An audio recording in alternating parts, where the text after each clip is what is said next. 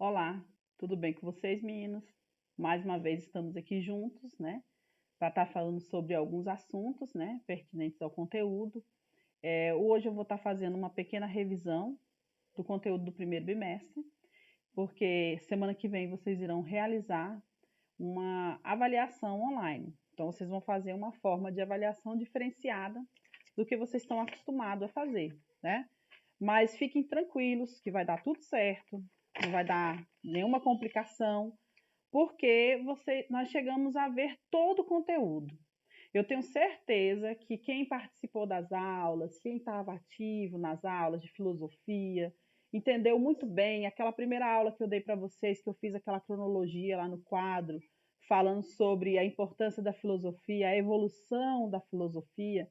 Lembrem daquele momento, certo? Que vocês vão ter condições de fazer a prova tranquilo. Eu sempre dou a dica para vocês lerem a prova toda, com calma, faça com bastante atenção. É, Podem também pegar o livro de vocês, tá? O conteúdo referente ao primeiro bimestre, eu não trabalhei em sala com o livro, mas o conteúdo tem no livro de vocês, ok? Nós temos aí a partir do capítulo 6, da página 124 à página 129, tá? Então ele vai estar falando sobre mito versus ciência. Ou seja, a ciência ela começa a surgir com a filosofia. A gente pode considerar que os primeiros cientistas são os primeiros filósofos, né, da Grécia Antiga. E tem também no capítulo 11, falando sobre os pré-socráticos, da página 204 à página 211, certo? Então, essas referências vocês podem estar pegando depois com calma e estar estudando o conteúdo referente ao primeiro bimestre. Então, no primeiro bimestre, nós trabalhamos, vocês apresentaram para mim, a não ser só o primeiro E, que não chegou a concluir, os demais primeiros anos todos concluíram, as apresentações dos mitos, né, da própria mitologia, do conhecimento que era antes vindo através da mitologia, né? Então, nós temos aí, eu coloquei para vocês essa imagem de alguns deuses mitológicos da Grécia. Então, eu gosto sempre de dizer para vocês que a filosofia ela parte dessa ruptura, né, da mitologia, das explicações mitológicas para uma explicação mais lógica. E o nosso foco principal é a mitologia grega, né, que acontece na Península Grega, porque cada povos da época da antiguidade, eles tinham a sua forma de mitologia, eles tinham a sua forma de relacionar com as explicações através da religião deles, através dos deuses deles, da crença que eles tinham, né? Então, nosso primeiro foco, a importância é a mitologia. Então, conceitos estudados. Então, mitologia grega. Estudo dos conjuntos de narrativas relacionadas com mitos dos gregos antigos e dos seus significados. Para muitos estudiosos modernos, entender o mito grego é o mesmo que entender a lança da luz, né? Lançar a luz sobre a compreensão da sociedade grega antiga, o seu comportamento, bem com as suas práticas ritualistas. Ou seja, então, para poder a gente entender essa relação do que é a filosofia hoje, nós temos que compreender também o que era a mitologia grega, né? Então, o que representou a mitologia grega para essa ruptura com a filosofia, certo? Então, nós temos aí a mitologia grega em si, né? Que os gregos eles criaram várias formas, vários mitos para passar as mensagens de como se podia ter uma memória histórica do povo, né?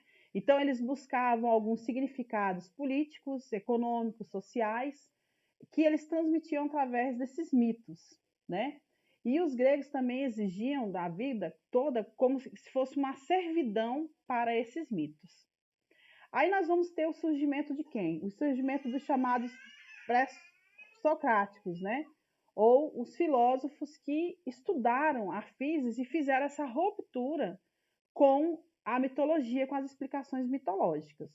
Então, nós temos aí três pilares principais para a filosofia, quando ela começa a surgir, que é o mundo, a natureza e o ser humano. Então, esses três pilares são os três pontos de partida, que é a busca de uma realidade. Então, isso é o objeto de estudo da filosofia, né? Então, pode ser conhecido pela razão humana. e não por explicações mitológicas.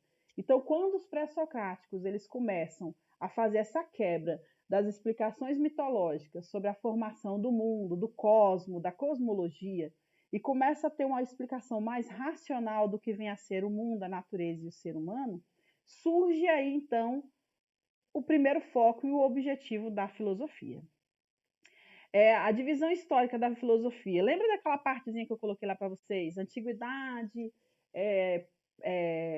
pré-história, né, que se divide em dois, né, paleolítico, neolítico, a antiguidade clássica, a antiguidade e a Idade Média. Então, dentro daquela linha cronológica, nós temos esses períodos também. Então, o período pré-socrático, ele é um período voltado para a cosmologia, para o cosmos, para o universo. Arquê quer dizer princípio, tá? Então, período de investigação sobre o surgimento do cosmos, da arquê, dos princípios das coisas, né? E nós temos o período também chamado pré-período socrático, que é um período mais antropológico, ou seja, estudo do homem, estudo do comportamento humano. Então, ele busca mais a relação da moral, da ética, são investigações acerca do comportamento humano e a sua correlação entre os seres, né, que compõem uma sociedade. E vamos ter também os pró-socráticos, que é ontológico, ou seja, voltado mais para a investigação acerca de algo transcendental. Então, quando vem essa questão do que vem a ser algo transcendental, vai surgir a ideia da filosofia cristã, que isso vocês vão estudar lá no segundo ano, com relação à filosofia cristã, que é o período chamado período medieval, certo? Então, essa é uma divisão histórica básica do que vem a ser a filosofia. E vou deixar para vocês lá no GR8 atividades, né, referente para vocês estarem estudando, para vocês estarem vendo e se preparando para essa avaliação que vocês vão fazer semana que vem, ok? Deixo aqui para vocês mais uma mensagem célebre, né, do nosso grande filósofo, o pai da filosofia, Sócrates, que só sei que nada sei. Então, eu estou igual a vocês e nós estamos igual a Sócrates. Só sei que nada sei. Até a próxima. Bons estudos.